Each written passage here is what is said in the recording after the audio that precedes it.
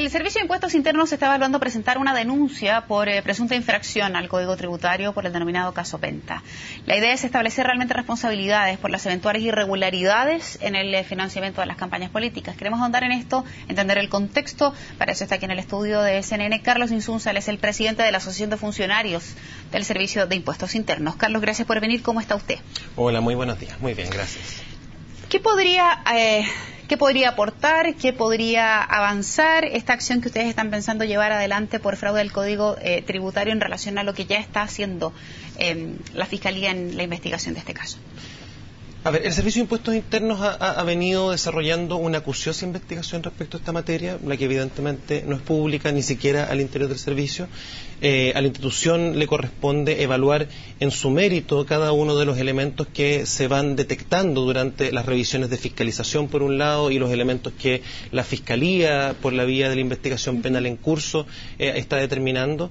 Y hoy día la institución tiene diversas alternativas frente a los hechos que hemos conocido y claramente le corresponde al director de servicio, junto con el equipo de delitos tributarios, evaluar concretamente cada uno de estos hechos para ver cuál es la medida que corresponde. Y claramente en este escenario, en el ambiente agitado que se está viviendo, nosotros tenemos la convicción de que la dirección actual del servicio no va a estar sujeta a ningún tipo de presiones, ni del ámbito político ni del ámbito empresarial, y que va a tomar la decisión que corresponde a la institución fiscalizadora en el cumplimiento de su misión, que es, por un lado, garantizar el pago de los impuestos que aquí están involucrados, y por otro lado, evaluar que cuando se llega a la convicción y se tienen elementos para denunciar delito tributario o querellarse por delito tributario, se va a hacer con toda certeza, con elementos contundentes para garantizar esto.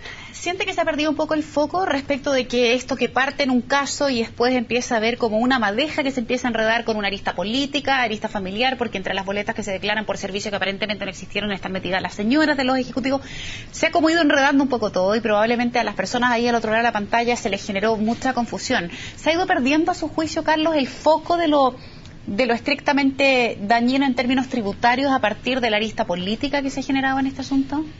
A ver, lo cierto es que la arista política vinculada al financiamiento de campañas no es una materia de competencia. Correcto, de nuestra institución. No tiene nada que ver. Ahora, nosotros entendemos que no se ha perdido el foco, sino que lo que ocurre es que, tal como nosotros hemos venido planteando desde hace mucho tiempo, desde los trabajadores y trabajadoras del servicio, la industria de la elusión tributaria que existe en nuestro país tiene todo este nivel de complejidad. Efectivamente, este caso inició como un fraude al FUT que se estaba alojado en un grupo de contadores que habían constituido un procedimiento para defraudar al fisco sobre la base de declaraciones falsas para recuperar impuestos.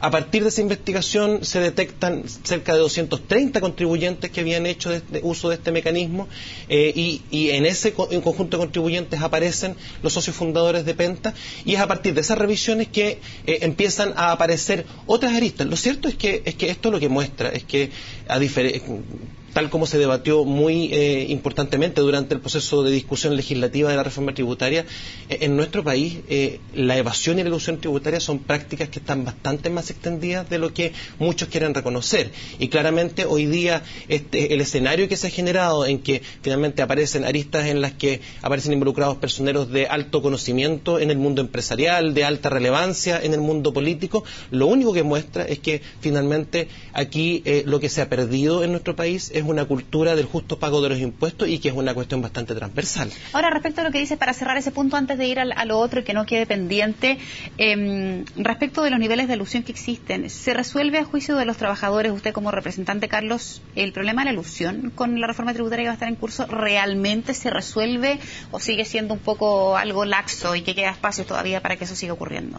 A ver, a nosotros nos parece que la gran relevancia que tuvo el debate de reforma tributaria es que después de 20 años en que las modificaciones habían sido bastante menores, hemos pasado a un estado en que se ha desmitificado la legislación tributaria debe ser inamovible. Hoy día la reforma tributaria viene a avanzar importantemente en la restricción de formatos de elusión y de evasión y a fortalecer las capacidades de fiscalización de la institución. Sin embargo, la reforma tributaria es papel, finalmente es norma. Ahora viene la etapa que efectivamente va a dar cuenta de la posibilidad de restringir la evasión y la elusión tributaria, y eso tiene que ver con el fortalecimiento del servicio de impuestos internos, con el cumplimiento del rol del conjunto de las instituciones de administración tributaria, incluyendo a la aduana y tesorería, y particularmente con el debate presupuestario, donde nosotros al menos vamos a ir a discutir, porque es evidente que con las capacidades actuales que tenemos en las instituciones tributarias, la implementación y las expectativas que hay respecto a la reforma no son posibles de cumplir. Sin embargo, entendemos que existe el compromiso de parte del gobierno, es muy claro el presupuesto en esta materia, en que el fortalecimiento de la administración tributaria es una prioridad para el gobierno, que tiene que ir acompañado de los recursos tiene que ir acompañado de la dotación, Carlos, y de los recursos. Volviendo al tema Penta en particular, ¿habría sido posible cometer este nivel de irregularidad si es que llegase a comprobarse así? Sin la ayuda de alguien de adentro, me estoy refiriendo al caso particular de Iván Álvarez, que fue la persona que desde impuestos internos empieza a generar, junto a Hugo Bravo y a otros, esta especie de red que permite hacer esta irregularidad, si es que se comprueba. A ver, yo entiendo que eso justamente es una de las cosas que está investigando el fiscal en esta materia. Es evidente que, y nosotros honestamente lamentamos que así sea, que cuando hay funcionarios del servicio que aparecen involucrados, está por demostrarse su responsabilidad aún, es una mala noticia para el servicio.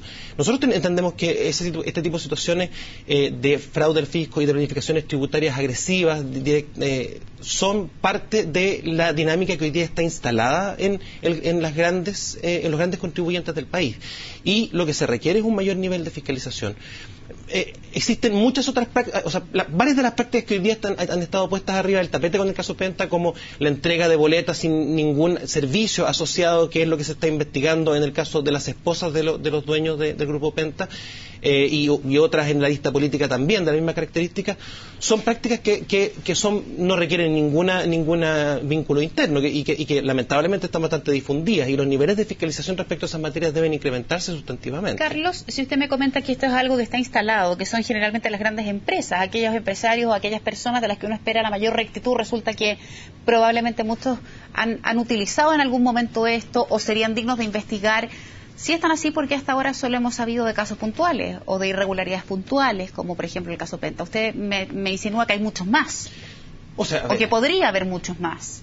¿Por qué estamos conociendo ahora solo el caso Penta si pudiera haber tantos más? ¿Cómo están los niveles de fiscalización del servicio respecto de eso?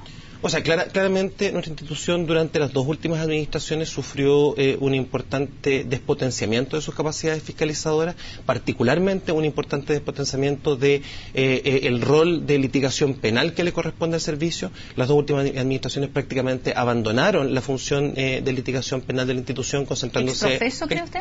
No, efectivamente, exprofeso. Eso era parte de las voluntades expresas que había. Se planteaba que la fiscalización administrativa y la recaudación de la mayor cantidad de impuestos era el objetivo. De hecho, esas fueron las justificaciones que entregó el exdirector Julio Pereira para justificar el perdonazo a Johnsons que tuvo al servicio efectivamente puesto en el tapete público, con una crítica muy fuerte de parte de la ciudadanía. Lo cierto es que la fiscalización tributaria hoy día debe ser una prioridad que se reponga, y a nosotros nos parece que la actual administración del servicio ha comprendido cabalmente que se requiere, por un lado, fortalecer a la institución en sus capacidades. Esto significa en recursos para cumplir con la tarea, en una dotación funcionaria que se ponga al nivel de los países desarrollados. Nosotros, si nos comparamos con los países de la OCDE, tenemos en proporción una administración tributaria que es un 25% de aquella que tienen en los países que efectivamente logran cumplir cabalmente el rol de fiscalización tributaria.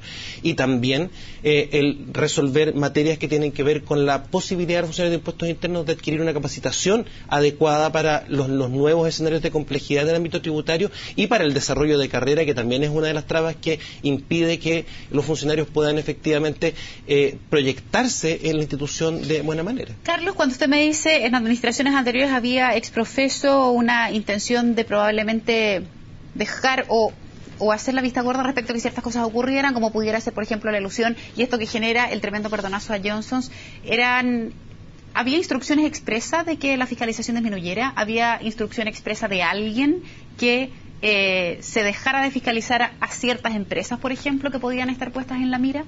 Lo cierto es que ese tipo de debate estuvo muy presente en el debate de reforma tributaria. Cuando uno escucha a personeros, a parlamentarios, plantear que la elusión no es un delito, que la elusión es la forma racional de los contribuyentes de actuar para pagar la menor cantidad de impuestos y que eso es absolutamente legítimo, evidentemente uno se da cuenta de que ese tipo de lógicas están bastante instaladas, al menos en el segmento que corresponde a los grandes contribuyentes y a quienes debieran pagar importantes sumas de impuestos en nuestro país. Durante las últimas 2 administraciones se focalizó en la actuación de servicios en tareas que son muy relevantes, en la facilitación tributaria, en la atención de los contribuyentes, pero eso significó por defecto el desmedro de la actuación fiscalizadora, y eso está a la vista. Basta con mirar. Me cabe la duda, Carlos, si eso fue tan exprofeso o fue probablemente un error logístico de poner el foco en una cosa cuando en realidad se estaba descuidando otra, y por eso que ahondo ahí en la pregunta, ¿qué sensación hay en el servicio respecto de por qué eso pasó? O sea, la sensación que nosotros tenemos, y lo dijimos en cada uno de los momentos en que nos tocó expresarnos, es que se pensó en algún minuto, cuando en el 2006 el Servicio de Impuestos Internos logró llegar a niveles históricos de reducción de la evasión tributaria hasta un 12% en el caso del IVA, hoy día estamos de vuelta en el 26%, prácticamente lo mismo que había a principios de los 90, que ya la fiscalización era un elemento que estaba instalado y que no requería mayor fortalecimiento, y además se planteó expresamente hipótesis respecto de que la persecución del delito tributario no era la prioridad, sino que lo conveniente era siempre buscar que los contribuyentes pagaran la mayor cantidad de impuestos en cada uno de los casos.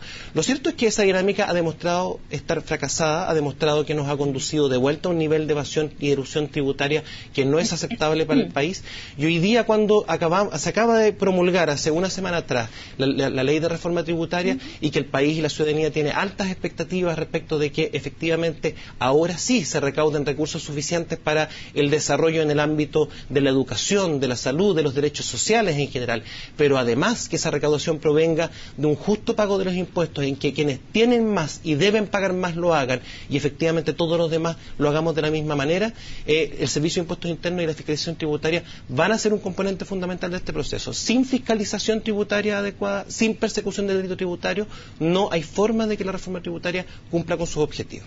Carlos, para cerrar, si yo le preguntara si estamos próximos probablemente a conocer, con ciertos matices y ciertas diferencias, un nuevo caso Penta probablemente en otra empresa, ¿usted qué me contestaría?